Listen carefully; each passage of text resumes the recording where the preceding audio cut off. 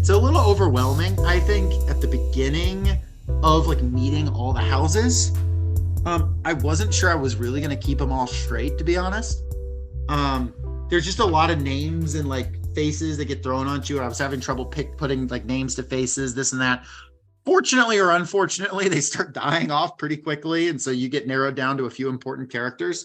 I mean, I was going to say it's a little bit frustrating, because I was going to say, well, it's like the president's staff and president is missing, right? You don't need to memorize most of these people, but in fact, each of them does end up playing a fairly pivotal role in the story at one or another time. Certainly, a lot of them do.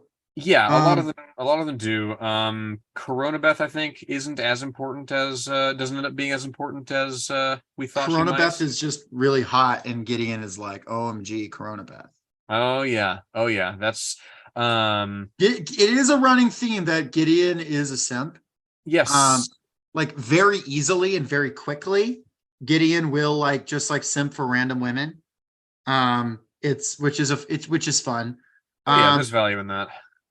but yeah, let me see. There You have like is from the first house, you have like the priesthood of Canaan House. You have teacher, and like these different like sort of monk fellows who like hang around and like have this like sort of weird disposition to them. They're like, welcome to the house. And you can tell there's some like weird shit about them. And there would definitely be some like slightly off key music playing as teacher smiles. Um, you have the second house, which is like the second house is like the Emperor's sword. And you have Judith and Marta. And uh, those characters, they don't really matter. yeah, Um, they're basically like the second house is essentially West Point, and these characters are, they're military and bearing and they're buttoned up, and it's yeah, it's not a big they deal. show up like sometimes to be like, you're breaking the rules. So yeah, whatever. Uh, you have the third house, which the third house is like, what's their? I'm gonna be honest, the distinctions between the houses are a little lost on me for most of it. Yeah, Um, and like it's there's spaces where there's like allusions to the various traits of the house. Like, from page 72 here. Yes, the house of the third will of course push the boundaries. Of course they would. And the house of the seventh, well, it's well known. A character will say, "Oh, you're rushing into this. Don't be so forth," right? And so there are elements of the third house this. is the Yeah, mouth of the emperor, yeah, right? yeah. Because like I'm that, so that's like why it's that. But it's like, and they have different like powers sometimes. Like it talks about like a different schools of sorcery. I don't think they're all that well defined most of the time. Yeah, it's like, there's spaces where that allude to, the different dispositions, the different skills, the different histories, roles of these houses, right? But it's not, I mean, I do tend to agree with the post that says, well, locked tomb houses should replace Hogwarts houses, right? In terms of, oh, what are you, right? Um, I accept that the locked tomb houses are the superior option, but they require a little more investment from the reader and the community. They're not as the definition there is not as front loaded as with, Gryffindor et al. I mean, like I don't know, like just find like the difference in the house that is the emperor's strength, the house that is the emperor's sword, and the house that is the emperor's like wardens. Like Yeah. they all just sound like warrior houses, and I understand the characters are different. The book doesn't actually like stress too much the difference between the houses.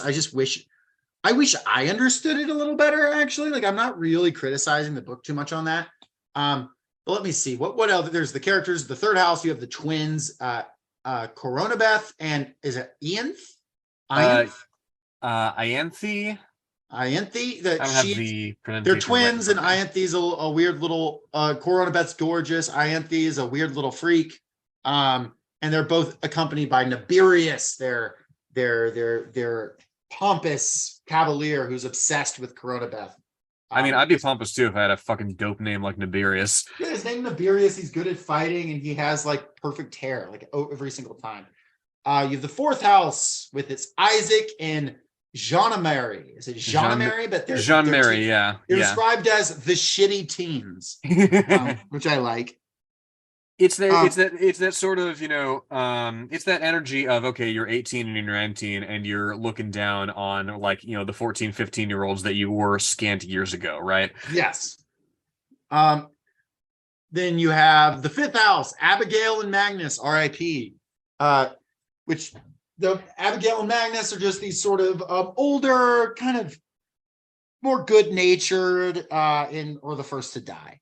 Yeah, Abigail's a historian. Magnus is, he has really bad jokes, to rival Gideon in badness, and he's affable and he tries to get along with everybody. And yeah, unfortunately, no country for Magnuses. Sixth house, you have Palamedes and Camilla, and these are really the characters that you're like that are working the most with Gideon and Harrow, like in the plot. And like Palamedes is like a necromancer of near to equal skill to Harrow. Camilla is a cavalier of near to or greater skill than Gideon. And they're much more like medically oriented. You have the I'll skip over the seventh house for the moment, but the eighth house, this is the house of real freaks, Silas and Column. And they're basically like a house that is obsessed with like soul sucking. In Column, the Cavalier is basically just a battery for Silas, and it's a very siphoning. Yeah, it's a very weird relationship there. They're like uncle and cousin, or not uncle and nephew. And then finally, I'll introduce the seventh house because you have Dulcinea, Septimus, and Protesilius. And they're Dulcinea, she is this sort of waifish, dying woman, and her like just absolutely jacked knight who like accompanies her, who looks even more uncomfortable than Gideon using a rapier. Yes, and it must be noted, Muir really, in the explanation naming systems that she puts in the end, Muir really does acknowledge, in naming her Dulcinea, I'm basically, if you've read Don Quixote, something's up right away. Like, she wasn't subtle about it. Right, to be and you have like right off the bat, you have Gideon. Like I said, Gideon's a simp. So right off the bat, Gideon falls for Corona Beth a little bit, but Dulcinea a lot. Like this sort of, because she's this she's like so weak and beautiful, this wilting flower that's whatever, just like some poetry or whatever, which like Dulcinea is absolutely playing her, of course. She's got turbo cancer, and I'm actually quoting the book when I say turbo cancer. She has turbo cancer. Even more so than the book leads you to believe. Mm-hmm. Because not all is what it seems with Dulcinea, because not all is what it seems. But basically the challenge is, and it's a sort of unknown challenge from the beginning, because they're just told do what you want, whatever in the house. But they're trying to become lictors. All of them can become lictors, presumably. But this place is full of keys and in challenges, and you can get challenges from keys. You can get keys from challenges, and you can unlock rooms where long ago experiments were done to create the first lictors. And by long ago, I mean like 10,000 year plus. Yes, and there is one rule in the house that teacher lays out, which is that you never open a locked door unless you have permission, which permission is, of course, solving these challenges. Right. So they like get to solving these challenges, and it's like, and basically all the challenges are like kind of hinting towards the same thing. They're teaching different theorems. Like you have like the first time Gideon and Harrow work together, which is when they fight against this regenerating bone construct, and you have a whole situation where you have to be able to like use soul siphoning on someone to like draw power from them to like make a shield around you. It's like, it's different like magic things like that. And it's sort of like it exists to teach the necromancer lessons towards how to become a lictor, and basically train them up in that way. And it also exists to sort of force the necromancer and the cavalier to work closer together, which of course Gideon and Harrow being at their each other's throats, as they so often are. This isn't easy, and Harrow's always trying to go off alone without Gideon, and it's leads to clashes, and Gideon saying one-liners and being angry, and at one point pulling Harrow out of like a near-death experience where she finally acknowledges, okay, I can't do this on my own. Yeah, but like little by little, there's sort of it's an enemies to lovers thing. This is very much out of a Wattpad, live journal community. This is a very popular genre, this enemies to lovers. They have hell, they literally have in the book, there was only one bed. It's in there. That trope, except Gideon makes a bed in the corner of the room. But is enemies to lovers, I don't know if you know this, like, is it like specifically a very popular like queer romance trope, or is it Yes. does it just okay because I was thinking it's that, or okay, it might just show up because there's a lot of overlap between that and like the fan fiction like Tumblr space. I mean, primarily I associate it with just fan fiction space, but like even more so with like queer like fan fiction. Yes. Okay, why is that? I don't know. I honestly don't. I could like theorize. I don't really know. I just know that it's like a recurring thing. But like, and it's a thing you see a lot in these spaces, and it's like, it's like a fun, simple, it's not simple, but it's like, it's a fun thing to do. Like it's an interesting like inversion or whatever of like, not even of expectations, but of like, a typical story structure. And you can have a sort of will they, won't they, that like, it has like a natural inborn dynamic, obviously there's a kind of a level of like, accepting you have to do of the unreality of a sort of enemies to lovers situation, but like it's fun. I'm having fun. I'm here for it. And it does like deepen their relationship a little later in the book, when it like really gets into the background. Yes, yeah, the background being that Gideon didn't die. We'll get into that. Yeah. How I'm trying to think of like how to talk through the plot, because like a lot of it's not super like really even important to what we're talking. Like it's interesting. It's like stuff, people running around. There's like and there's like intrigue and murder and people are fighting and who killed who, but ultimately talking about the plot in broad strokes, I almost want to just like jump to certain like character moments and stuff. I don't know. It's up. What do you think? How do you want to? Well, yeah, because as I said, the set pieces, the character moments are very, very strong, and not to say that you can kind of skim over the connective tissue between them, because there's a lot to play with here in terms of how this world is described, in terms of how Tamsyn Muir shows this off to us. Like,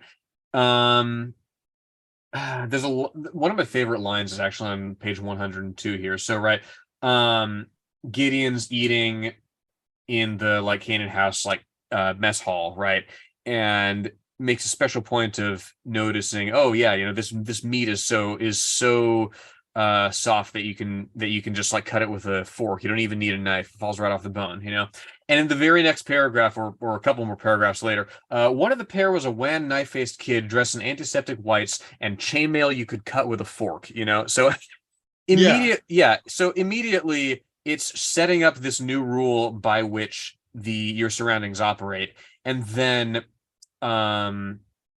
the description follows that rule, right? So so you're thrown in there right off the bat, and you pick up and you're forced to adapt to it. And it's surprising, how quickly you do, right? And it's very funny, of course. Yeah, there's a lot going on in terms of how the prose sort of reflects the experience of being thrown into Canaan House. But, part and parcel of the experience of Canaan House is that as the characters sort of unravel the mystery of the house, it's shown off to you, I almost said you, the player, you, the reader. So I think right now we can say that Gideon and Harrow are the only two children from their generation. There were like a couple hundred. They all died. Literally all died, and it is explained as some toxic mold event. that contaminated Or I the believe they said it was a flu, right? mold it was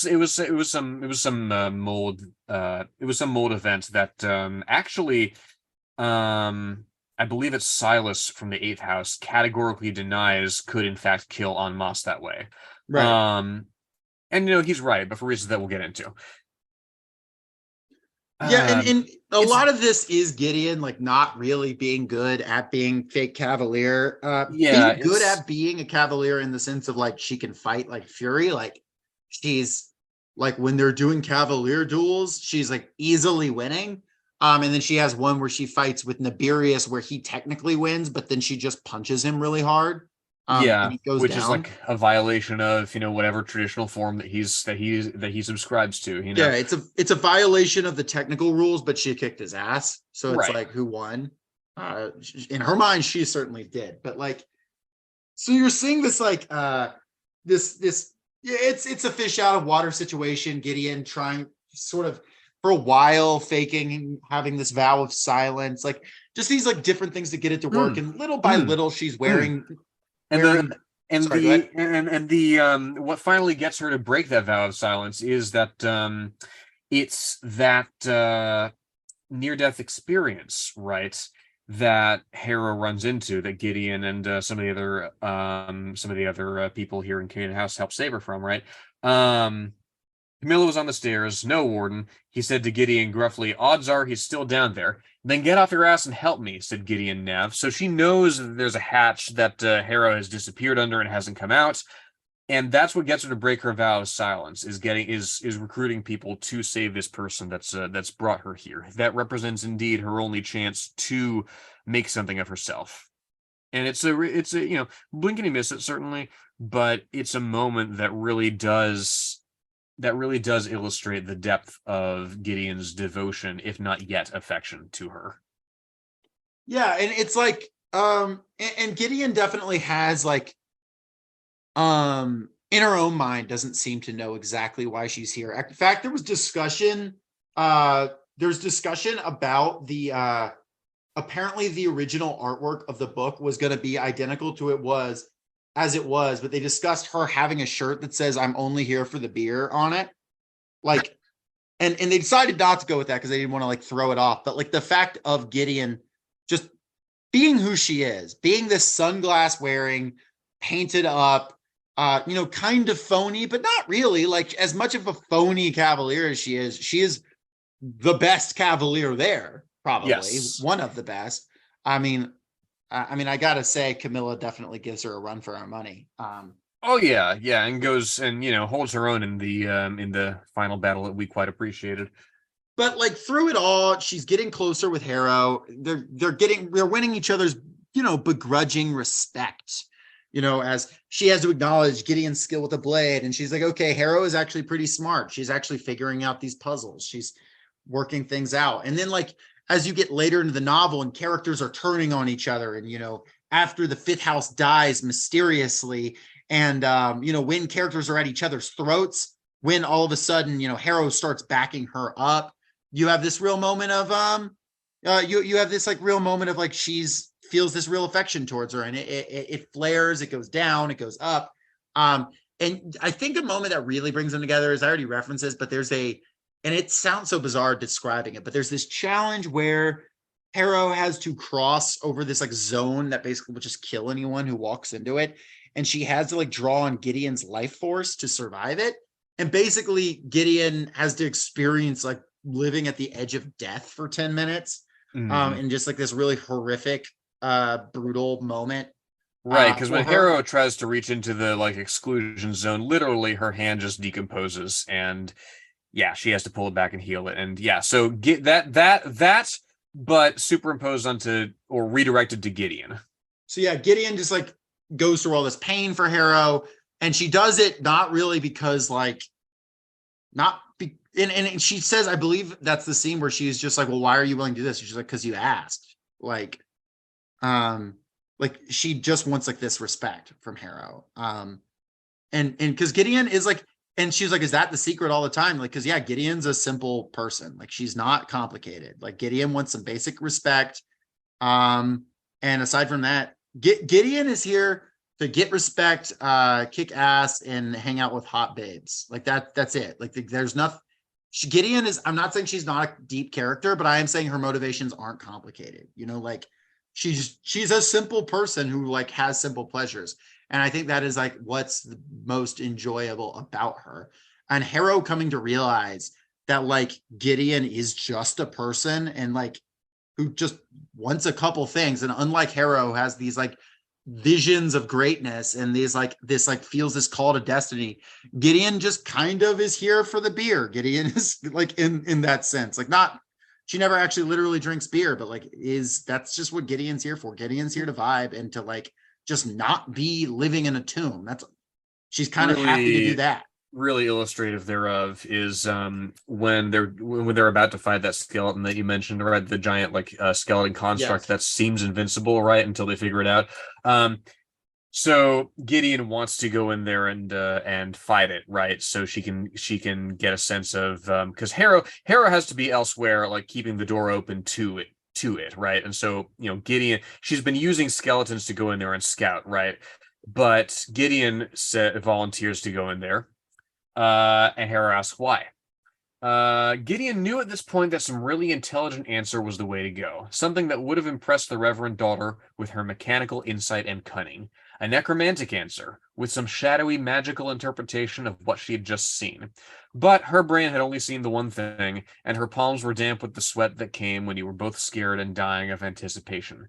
So she said, "The arms kind of looked like swords. I want to fight it." From straight from the heart, palm sweaty, mom spaghetti, There you go. I love it. Yes. It's that incredible depth of knowledge and ambition counterposed with Gideon's very, and she's not without ambition of her own, right? But it's a simpler sort of pleasure. Yeah, I mean, her ambition was to get off world and join the military just because like it was sounded like a thing she'd be good at doing. And she spent most of her life just kind of getting insulted and mistreated. And she just like wants this sort of baseline respect. And she gets it, like, because she deserves it, because she is actually a very competent, cool person. Yeah, so you have like the novel develops and the shitty teens unfortunately do meet their bloody end. There's a pretty brutal moment where they're down in the basement with Gideon and this just horrifying monster appears and just like freaking shreds them. Yeah, and you have the disappearance of Dulcinea's gigantic bodyguard and then the discovery of his head. That's a pretty in Harrow's room. There's like a kind of a moment of like fake tension of, oh, did Harrow kill him? No one ever thought Harrow killed. No, never. Prost or whatever. But like you have this, and it's like a slowly unwinding thing as anyone could die at any moment. And no one knows who's killing them. And people start fighting over keys. And, it's a very, Knives Out, not like the movie, but like Knives Out in the sense of like everybody's got their knives on each other. Like that, the term Knives Out. That's what you've got now. And everyone's at everybody's throats and everyone is kind of stressed out and no one really knows what's coming next or what could happen. And is there some dark force in this house killing everyone? Is someone murdering people? The answer is yes, to both of those things. But before that happens, you kind of have this moment where after after Gideon briefly believes Harrow has killed the what's his Protocilius. name? Protocilius. You have this moment where Harrow is like, I'm going to shoot straight with Gideon. I got to talk to her about like secrets of my house or whatever. And so she brings her to this pool, which I've been told this pool scene, there's like more fan fiction, or like fan art of this pool scene than like any scene in like human history. That surprises me not at all. But it's the two of them sitting in the pool and their like makeup gets like all washed off, all this skull makeup, and they're bloody and like shaking and there's been murder and it's terrible. And then it's Harrow just like, hey, straight up, both of us, let's sit, let's talk. And Harrow's just like, listen, you know how there was like 200 kids and they all died and I was born? my parents conducted just a dark ritual basically to conceive me as a necromantic daughter, because they could not conceive and they needed a daughter of their house to carry on the necromancer line and the dark power. And so they sacrificed 200 children's lives to create mine. And you should have died and you did not. And that terrified everyone around you. And my parents resented and feared you for that and were reminded of the horrible thing they did. And I was reminded, once I learned, I was reminded by that view as well. But I was always like told, oh, you have 200 deaths on you, you know, you have blood on you, like that's you have to be great. And she was the best, and she was like so great that she violated she violated the rules of the house and went into the locked tomb and managed to survive, and saw this beautiful girl who was like eternally sleeping in the locked tomb. And it made her feel strange things in this strange relationship. And it's like not exactly fleshed out exactly how she feels about it, but she knew she had to stay. And her parents, after Gideon ran, because Gideon was a shitty kid and saw Harrow do this thing and was like, oh, I'm telling, and told on Harrow to her parents. And then Harrow's parents, being the good Ninth Housers, committed ritual suicide, basically. And Harrow spent the rest of her life, Gideon felt that Harrow blamed her for her parents' death. And Harrow, that's not exactly correct, but Harrow felt this resentment around her parents' death, and felt this resentment around Gideon's survival, and felt this resentment around Gideon's sort of simple vitality, while she got to be this sort of lingering figure of lonely death. And all that combined with just sort of her weird obsession with Gideon made her like sort of treat Gideon this way her entire life. And you have this moment where Gideon's just like, oh my God, I'm so sorry. And Harrow's just like, okay, you should just kill me, because like, if after all that, after I treated you shittily, after whatever, you're just saying you're sorry to me, like, no, like you have the right to take my life. Like it's like a very intense moment where Gideon just tackles her into the pool in like a hug, and like gives her the only kiss she gives her in the entire book, I think. Literally the only one. Literally the only one. It's a really great moment.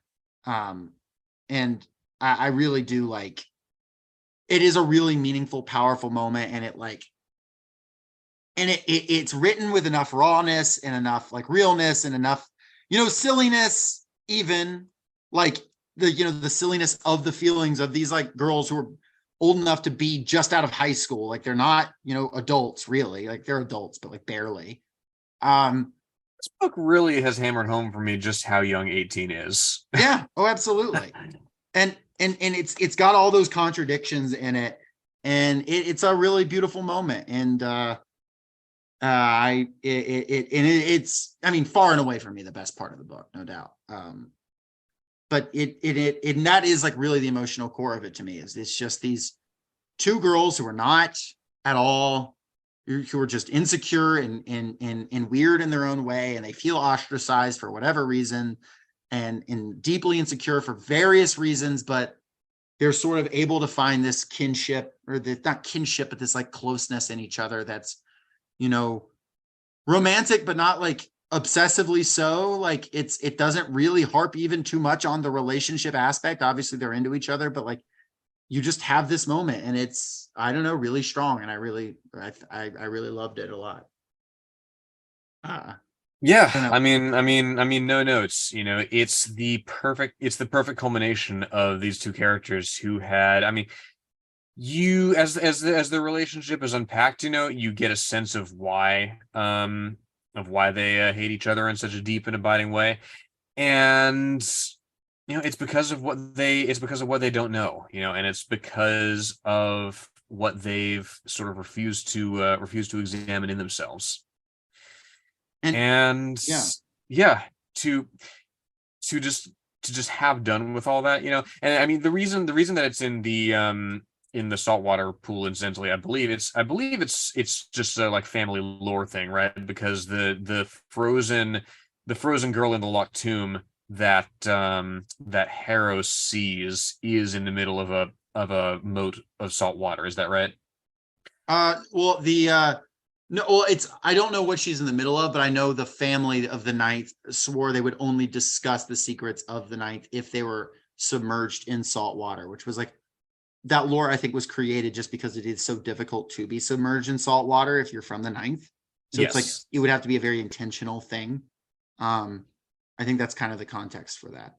I don't know if there's more to it than that or not, but it's a great moment. And it's also this moment that like allows like this, like the fight towards the end, and like a part where there's a great part towards the end in the fight, which we'll get into, but like where they're able to defend each other so well because they know each other's weak points, because they've tried to kill each other like 30 times through the years, like probably 30 times a day through the years, knowing each other. Yeah, they never fought side by side, but yeah, they come by it. They come by it absolutely naturally.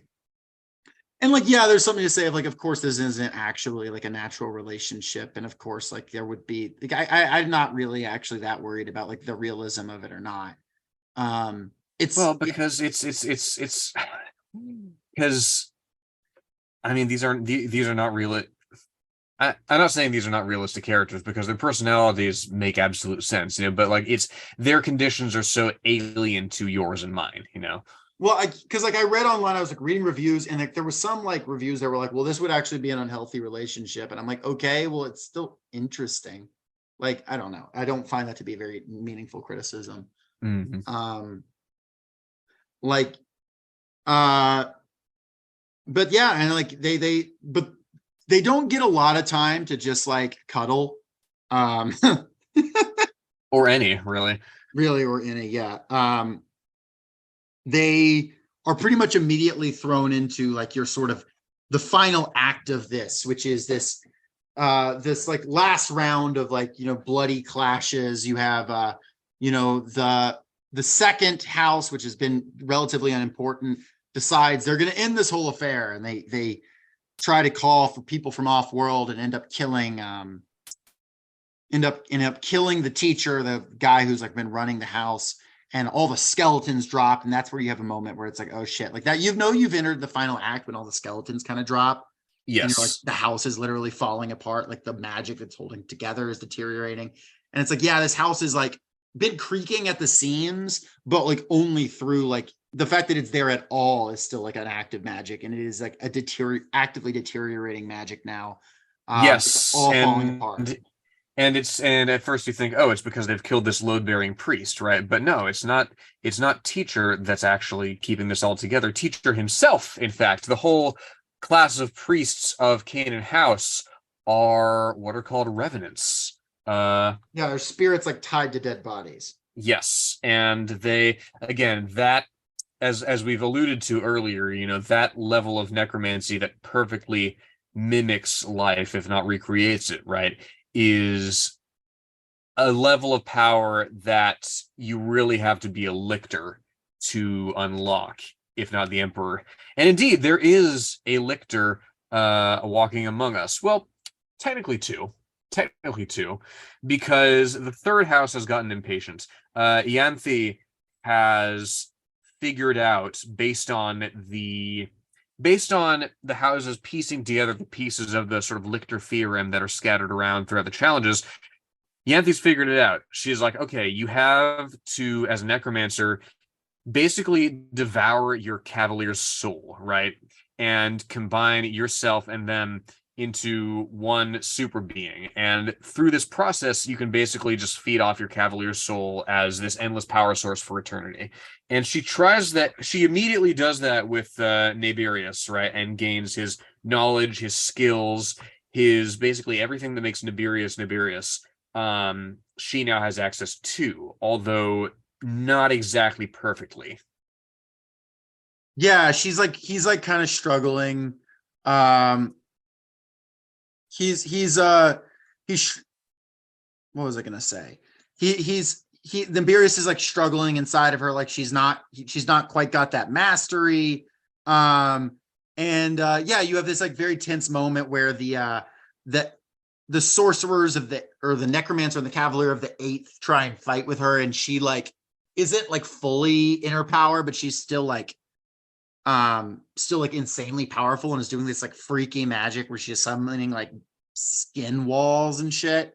It is like a really like weird visceral scene where she eventually kills these two like freaks from the eighth house, which I'm like happy to see them go. There's some weirdos. I did not like those guys. I thought they were interesting. I was Yeah, happy they're to see them die. they're set up. I mean, the way they're introduced, right, in that first sort of scene earlier in the book where Gideon meets them in the mess hall, right? It's you think they're gonna be like more of villains than they are, but They no, are, but they're not like yeah, they know there's some weird fuck shit going on, but they don't have a full picture of it. they're threats, but they're like there's even a scene where they're like threatening Gideon, but then they end up fighting each other instead. Like they're um I wouldn't call them fake out bad guys. Like they're not fake out bad guys. They are bad guys. They do pose a threat. They just simply are not the greatest threat. And it's like the thing of like where the villain from season 1 of a show gets like you see the villain from season 5 just like kill the villain from season 1 in like 2 hits or something.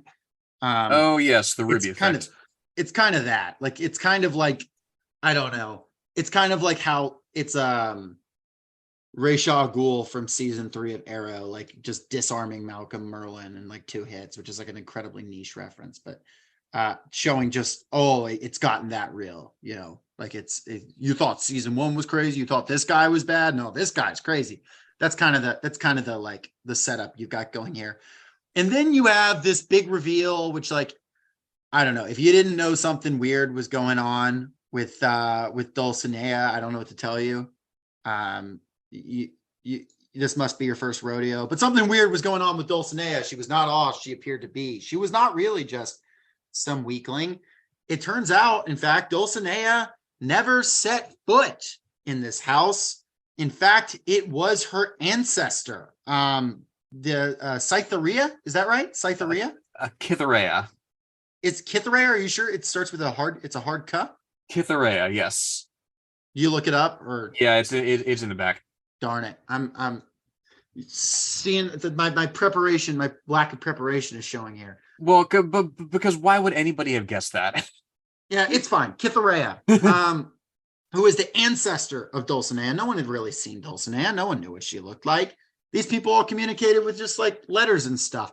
It's actually weirdly, just like as a side note before we really launch into this, it's a weirdly low tech world for them having spaceships.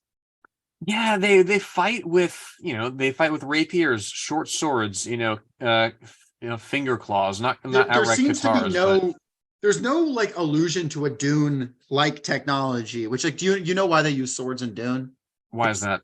Because in the Dune universe, technology's progressed to the point where they've made personal force fields that like can deflect bullets. And it moves that deflects anything that moves fast, that moves incredibly swiftly, and can deflect like energy blasts. So only like certain types of like weapons, like martial weapons, can pierce through the shields. So they all have like a revert back, and of course it's like Frank Herbert is like just wants to use swords and found a reason to. But it's like an interesting enough reason. This world, and I'm not criticizing it. The author wants to use swords, and so she used swords. Swords are cool. But it is interesting that there's not really even a pretension of like why they use swords. In fact, guns show up in the book but are never used. Like it's just like, oh look, it's an ancient gun. The characters know what guns are, but like nobody seems to use them. When they talk about communication from each other, they talk about letters, like writing letters to each other. But they do have like presumably, if not faster than light travel, then incredibly swift travel. That's it. They are like not traveling between like galaxies or even between solar systems. So I guess the space shuttles don't need to necessarily be all that like further developed than we have in our world, but it's still like an interesting dynamic. We don't really have a full picture of the Empire, right? Not at all. There are a couple of allusions to like border worlds and colonies, and at one point, one character mentions that, oh yeah, my dad got blown up on by insurgents on this hold planet, which we're never told what a hold planet is really, but there's just enough that you can kind of infer. There's something going on that has drawn the Emperor's attention to worlds beyond, and that is why Cytherea has sort of come in disguise as Dulcinea. That is why she has set this series of murders into motion. It's because she's trying to bait the Emperor back to Canaan House. As it happens, she's not the only. She's one of the Emperor's original lictors, right? So she's had 10,000 years to get this whole lictor thing down. And it's worth noting that she has the same disease that Dulcinea had, that she died of, which is this basically like this strange blood cancer thing that's going on. And it's she, by becoming a lictor, did not get cured of cancer, but rather could not die from it.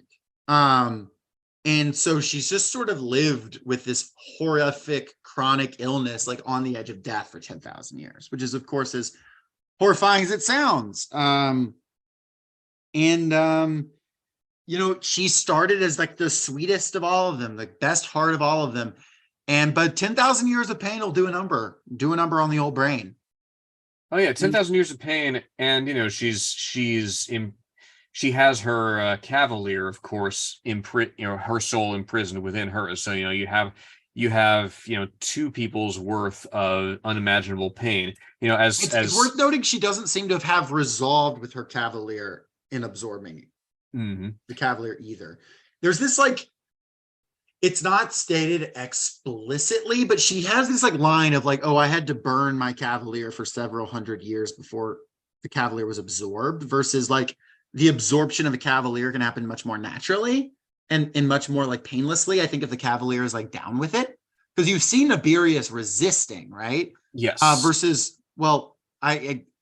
Versus in a minute when we see another lictor happening much more smoothly and with much less pain.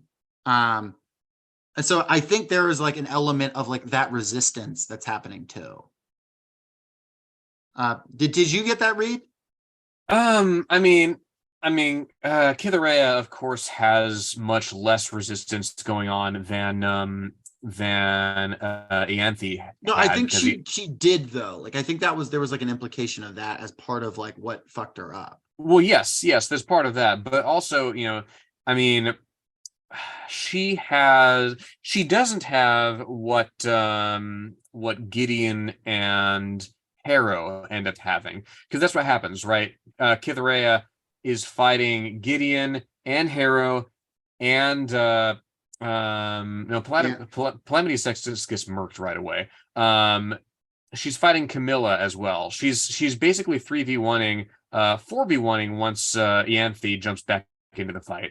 You have a really fun battle scene here. Yes. You have this giant bone construct that murked the shitty teens.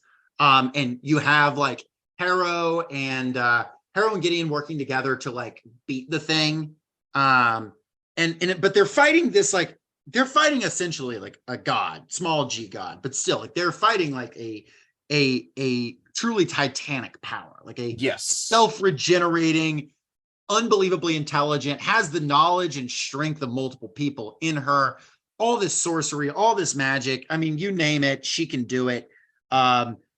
Person abyss, and they are, at the end of the day, they're just doing their best fighting it, and you really feel they're really getting knocked around, and it's an element of if we're gonna go down, we're gonna go down fighting. Yes, kind of and even go down side by side. And even Harrow with Harrow is literally 200 people in one, the death energy of 200 children coalesce into one being, right? And as powerful as that is, Cytherea is on a whole different level. And ultimately, what they have to do is they have to enter into that lictor relationship. And Gideon actually offers herself up willingly. Yeah, it's interesting. Yeah, Gideon, Harrow would not have asked for it, but Gideon throws herself down on a spike saying for the ninth, which is notable because she hated the ninth. And she actually has a moment where Gideon's go back to the ninth, and she's I don't care about the ninth, I care about you, but she'll say for the ninth for the sake of Harrow. which Yes, is yes, and that. yeah, the prospect of Gideon wasting her life energy, her thalergy or thanergy is so there's thalergy and thanergy. We're what, like an hour and a half into this episode, and we're only just now explaining the magic system. I mean, to the extent I'm that it really matters, right? gonna There's be I don't feel like I have a good enough grasp of the magic system to explain it. yeah, there's thalergy and thanergy, right? And one is life and one is death. Thanergy is death. And that is the value in having people that aren't necromancers, right? Is because if you're a necromancer, um there's no like dead people in space. Necromancers have to be somewhere where something has died or where something has or they have to be near Earth that has become a repository for something dead. They can't do necromancy in space. And of course, when you have that limitation, the first thing you do, of course, is you break it. So the necromancer, right? The lictors, right? The Necrolord Prime and the lictors, those are the sort of people who can do necromancy in space. Everybody else, no. But yes, so it's the prospect of that power that Gideon represents, right? That possibility of Harrow devouring her soul and then becoming a single being, right? It's the prospect of losing that baits Harrow into going through with it. Absolutely. And once she's ascended to lictorhood, you have Gideon speaking in her ear, showing her how to use the sword as her soul fades away, getting a few more snarks in, of course. Calling her sugar lips, I believe. And then yeah, and then Harrow is like pretty handily defeats Kitharea after this ascension to lictorhood. Like she pretty quickly is like, oh, like here we go. And then she basically takes Kitharea apart. And you have sort of the book ending in this place where Harrow is absolutely devastated. She's got everything. She got what she wanted. She got what she pursued. She did more than her parents could have ever dreamed in, creating her. Because like her parents did not create her with the prospect of like she might become a lictor. They made her just so the house would survive one more generation. So she's surpassed as a necromancer, as a member of the Ninth, as just a person, the wildest expectations of her house. But at the cost of everything that she didn't know she really wanted. Precisely. Yes, exactly. And at the end of the day, there's only two people left standing, and it's her and it's Ianthe, who is down one arm but remains alive as the other lictor. Every single other person is dead in the entire house, Gideon included. And Camilla has fucked off somewhere. Oh yeah, Camilla. I thought for some reason Camilla got like incinerated. So Camilla did live. It's not stated explicitly whether she did or not in. I guess it didn't say whether Corona Beth died or not either. Yeah. Okay, so Corona Beth and Camilla may be out there somewhere. MIA.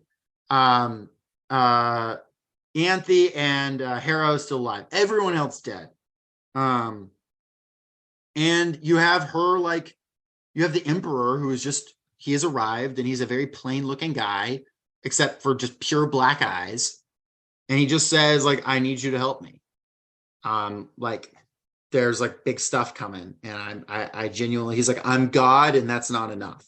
Yes, it's the Dark Souls thing of, okay, all the other gods have either died or disappeared or gone insane. And that's the other lictors. And that's like where the novel leaves off, and it leaves off in a very, it's a place that makes me want to know more, no doubt. I do think it wraps itself up nicely. Like I don't think it doesn't function as a singular. I mean, I wouldn't feel comfortable talking about it if I didn't think it functioned as a singular piece of fiction. Oh, it's a brilliant tragedy, yeah. Yeah, it works. It works as like an arc. If that was the end and there wasn't a sequel, I would be like, damn, I want to know what happens next. But I wouldn't be like, wow, it failed as like a book. Like I think it works quite well.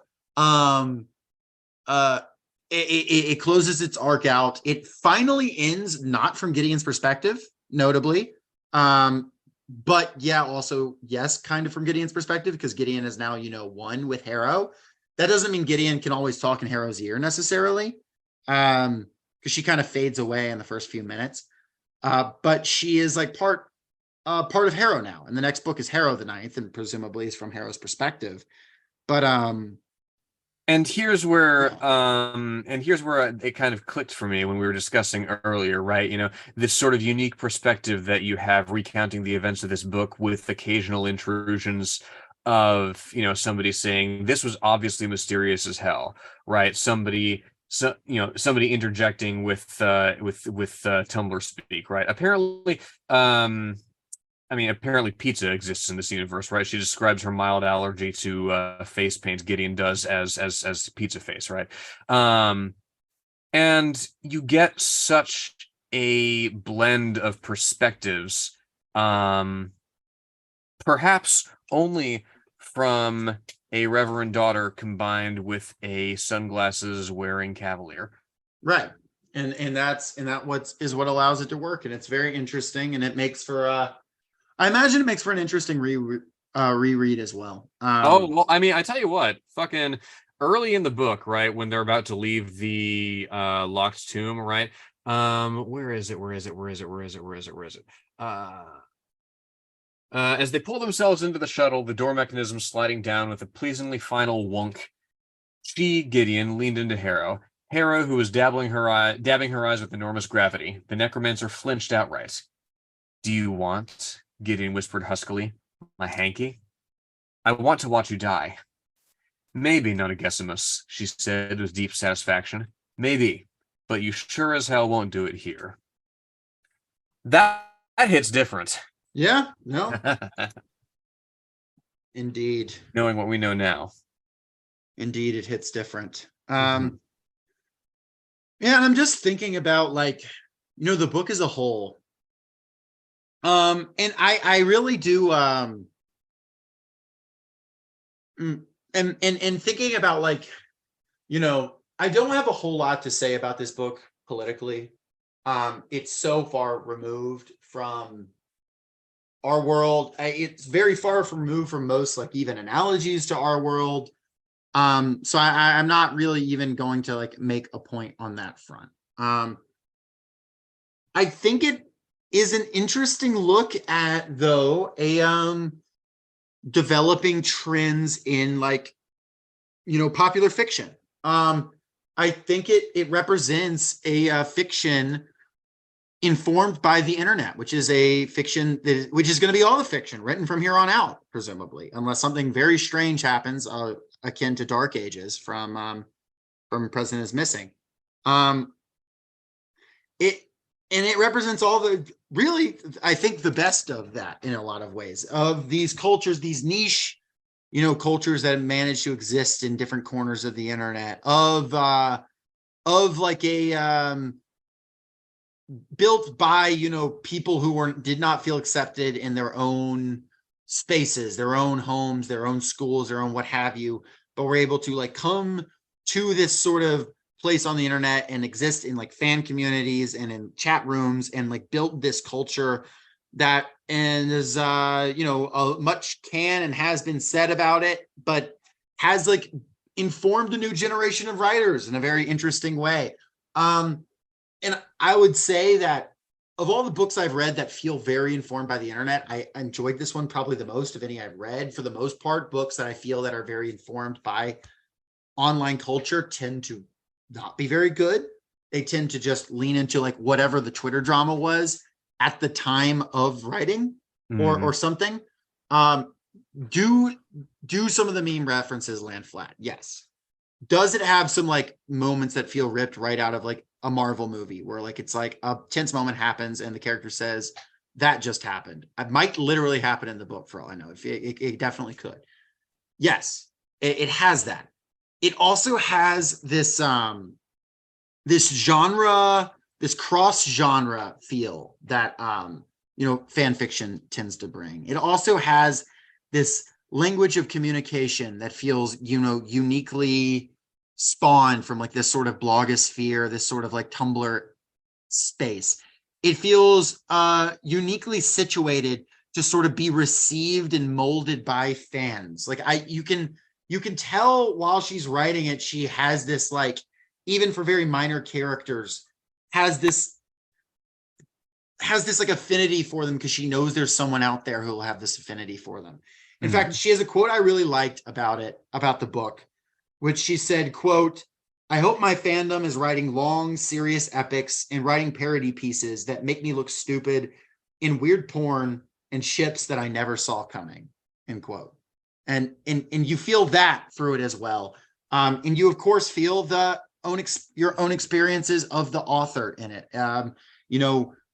And it all comes together to make something that's, undeniably contemporary, undeniably unique, undeniably imperfect, but something I did really genuinely enjoy. And I found it to be quite refreshing to read. Especially after fucking President is Missing. Especially after another very contemporary book that in a different way is informed by the internet. We didn't really talk too much about how it's informed by the internet, but that was just informed by Twitter anxiety. President is Missing. Yes, it was, and this is the opposite of Twitter anxiety, right? This is Twitter euphoria. This is Tumblr euphoria, Yeah. And again, we were discussing this earlier, right? It's a book that I think it doesn't live and die by its fandom engagement, certainly, but I think for the sort of person who reads Locked Tomb Houses as like a very necessary substitute for Hogwarts houses in this day and age, it does a lot of heavy lifting, right? If you're part of this fandom that's actively participating in building this sort of expanded universe, right? In perhaps RPing as like Necromancer and Cavalier, like as if you're in one or another of these houses. Because again, what do you get but snatches of allusion, the barest allusions to the culture and the demeanor of one or another house, right? It's something that is it's scattered before you in pieces, and you kind of have to pick it up and assemble it yourself. And again, does that make it any less than if does it make it any less than like a hypothetical version of this book where the houses were fleshed out a little more explicitly? Absolutely not. It's a different way of engaging with the media, right? It's a different way of engaging with this particular work. It's accessible perhaps in a very different way to somebody like you or somebody like me who's coming to Gideon the Ninth as an outsider. I don't know what exactly we do with that. We're not like Tumblr lesbians. We're just not. We are not a 17-year-old fan fiction writing like lesbian on Tumblr, which is what this book was explicitly written for. That doesn't mean we don't appreciate it, but we are not the target explicitly. Yeah, and I mean, not to do a one-to-one comparison, but we're not the target audience for fucking Shakespeare, right?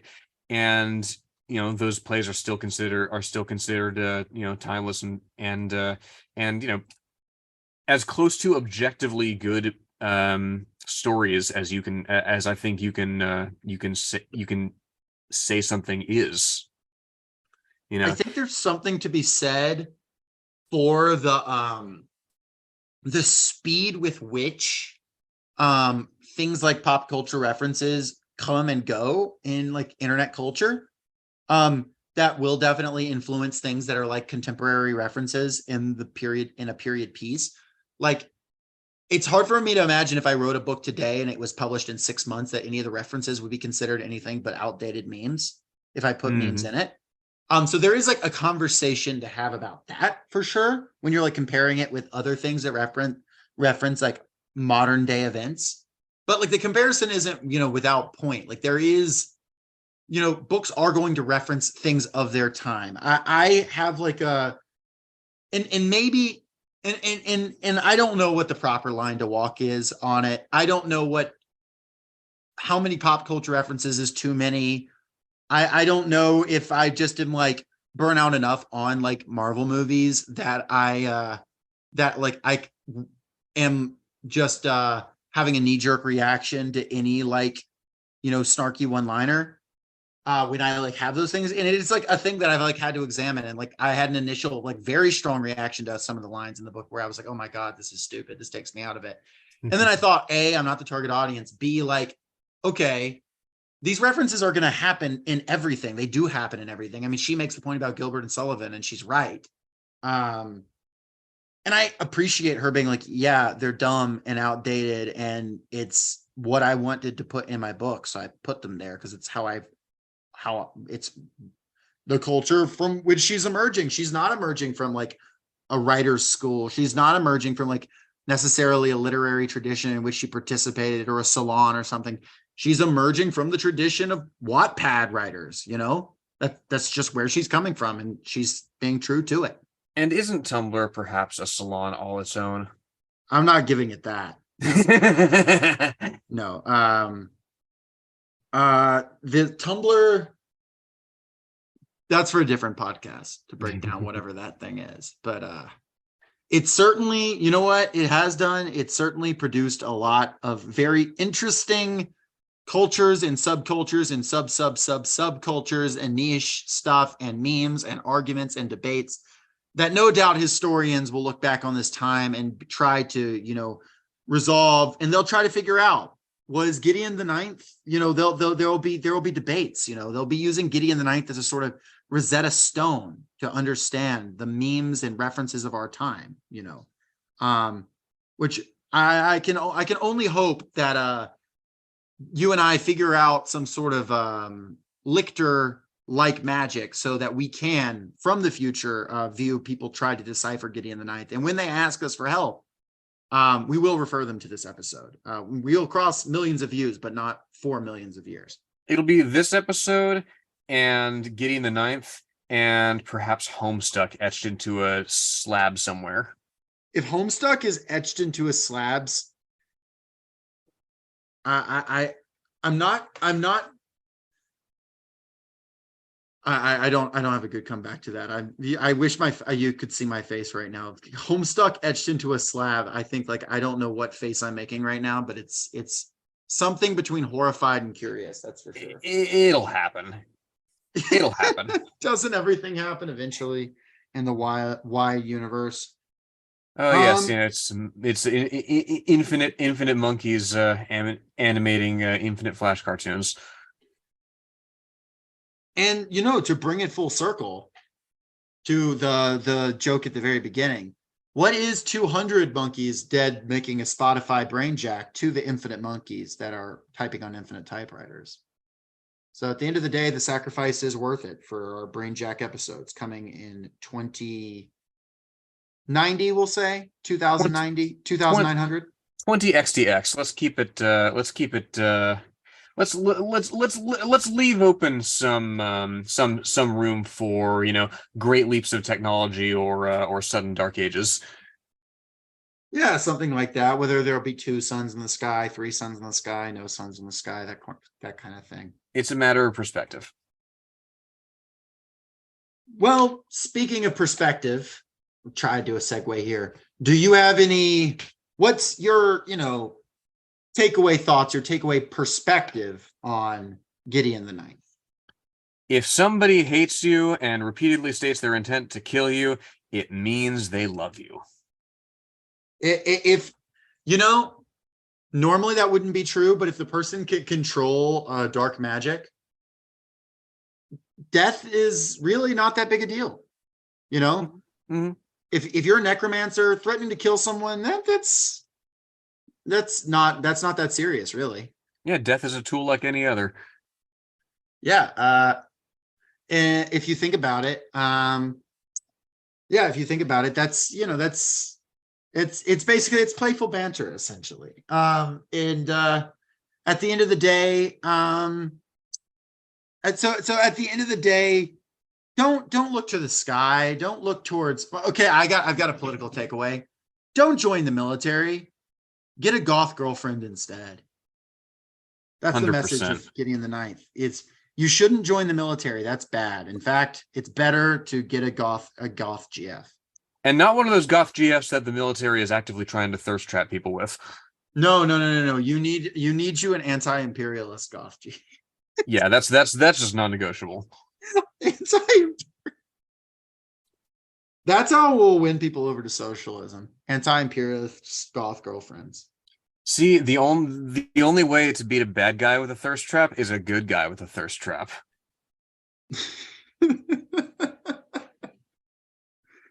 Now I'm remembering the 2020 wars of hot girls for Bernie versus hot girls for Trump. Do you remember that? No, I somehow missed all that. You don't. I mean, the hashtags still exist, I'm sure, but it was just it was basically like internet personalities posting attractive pictures of themselves and saying, I'm for Bernie, I'm for Trump, I'm for whoever. And then there was hot girls for Biden, and there was like 5 people who used that hashtag. Of course there fucking was. It was a weird time. 2020 was a weird time. Speaking of internet culture, holy cow. Mm-hmm. Oh man, what a turning point, and yet not. You know, it repeats, and much like the great upheaval of 10,000 years ago in this, it feels like it's been 10,000 years, and in 2024 will, the second battle will happen. And I'm trying to come up with an analogy here. The enemy he could defeat once but not twice. Maybe there'll be something there. I don't know. We'll see. Let's hope not. All right, listeners. Well, we really appreciate it. This has been probably even more scatterbrained episode than usual. Or I guess couple of episodes, but hopefully you enjoyed it. And yeah, I definitely recommend this book. I know if you've listened to this episode at this point, we've like thoroughly spoiled it. But it's still a lot of fun. It's atmospherically really interesting. It reads really smoothly despite being like fairly long.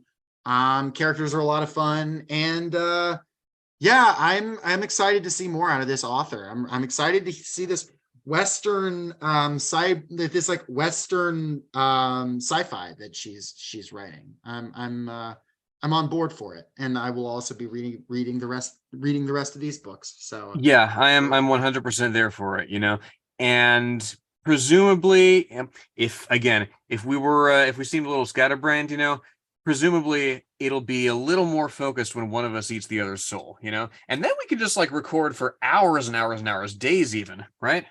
Who is the Cavalier and who is the Necromancer? I'm not really sure. I guess we'll find out.